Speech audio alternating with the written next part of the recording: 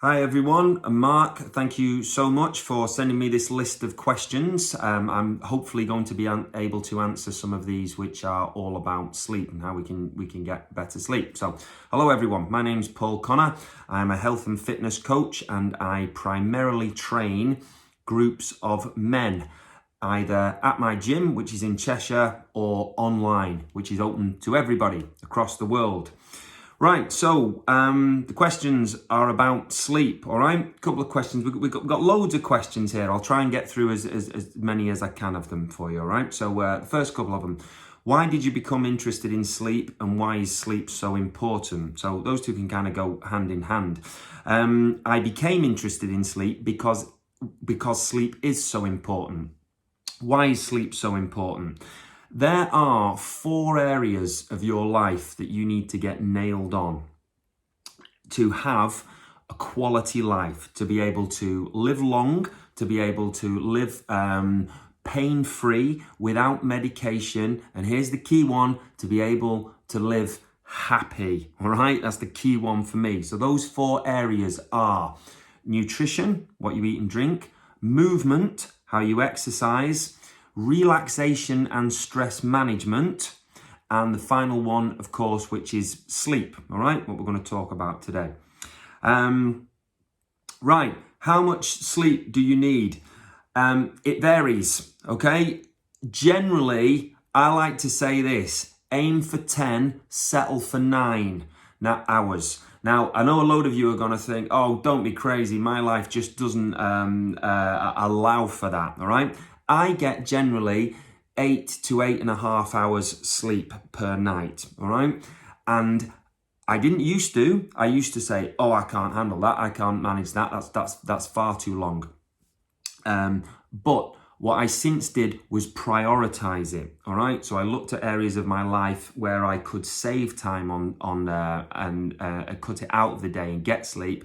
And that was generally through messing around on an iPad or my phone, which I'm recording this on, and watching too much TV. All right, now you cut those back. Generally, for most people, you can get some more sleep into your life. All right, so that's the answer to how much I need. There's a lot of people that think that they can survive on very few hours of sleep. Here is one statistic.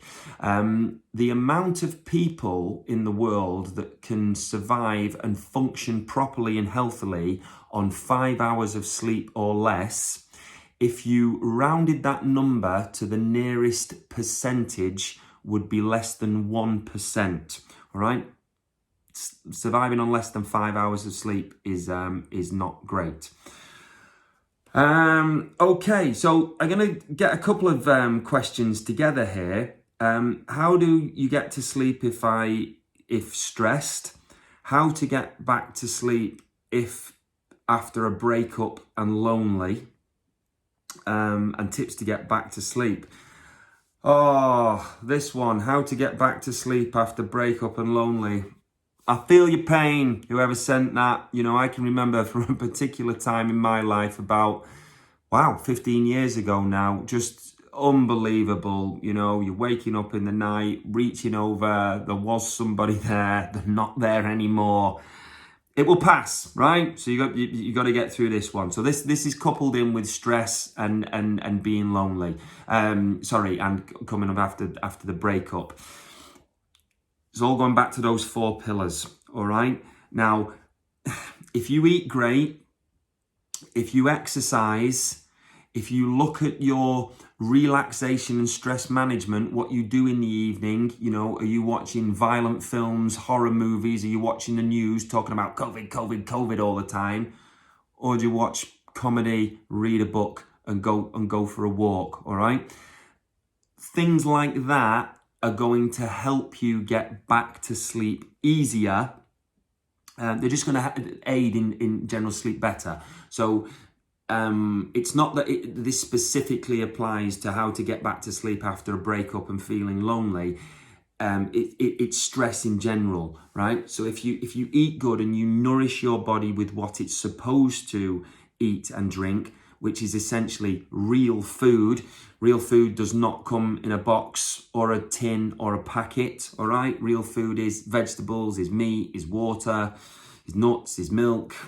Some people are for dairy, some are against. I love dairy, I think it's fantastic. The more you support your life with those other three, the easier sleep will be, all right? Question here, my son wets the bed. Any advice to stop him? He is 8 years old. I don't know, but I'll tell you two people that do. One of them is Dr. Craig Canapari, Dr. Craig, drcraigcanapari.com. And the other one is a Dr. Jody Mindell from babysleep.com. So both of these people are experts in child sleep. So if you take a look at what they have to say, they should help you. Best time to wake up is a question, all right? The best time is when you naturally wake up, all right? We have different chronotypes, all right? There are night owls and there are daytime people. So your body will suit for that, but and generally this can be like affected by seasons as well. So that you may, when it's dark, we should go to sleep, and when it's light, we should be awake. All right, but you'll generally find go to bed when you're tired. All right, and that will affect the time about waking up. Now, this next question is kind of linked to that, and I love this. This is probably my favorite question out of all of these. Is it better to go to bed at the same time? You're dead right, it is. This has changed my life. There are 12 amazing tips for sleep health, all right? And I'm going to show you where to get those at the end of this. The number one tip for the best sleep hygiene that you can have is go to bed and get up at the same time every single day. This includes weekends, all right? Really, this will change your life, and it did for me, right? Once I started prioritizing it. So I generally go to bed about 9 o'clock at night, and I get up at 5:30 in the morning. I generally wake naturally, all right? If I've eaten good and drank good the night before, if I've eaten some chocolate and had a couple of beers or some wine, it affects my sleep a little bit. Maybe we can answer that a little bit more in a different question. But if I've eaten and drank, fantastic. I will wake up naturally and feel great for the rest of the day. So going to bed and getting up at the same time is the number one tip for best sleep. It feels, you may have done this, you may do this. When I can wake up on a Saturday and Sunday morning at kind of 5:30, sober, without a hangover, and just feeling great, you're like, wow, I feel amazing for the day here. And it sets you on the pathway for making great choices for the rest of the day. If when it gets to the weekend, you are someone that stays up late, doing whatever you're doing, drinking, going out, whatever, watching TV, doing whatever it is you do, you'll generally sleep late. You'll go to bed late, tired. You will then wake up late the next day. Then when it gets around to Sunday night again, and you've got to be up early for work the next day, it can be difficult to get to sleep, and it throws your body out of sync. And this is equivalent to kind of having jet lag from on a long haul flight. And it just messes your week out. So each day you're playing catch up. I'm tired. You're not going to sleep until late on Sunday evening, Sunday night, early hours of Monday morning. You're tired when you get up Monday.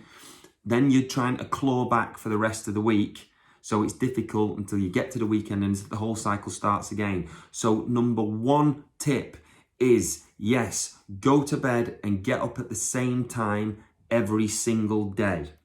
Okay, cool.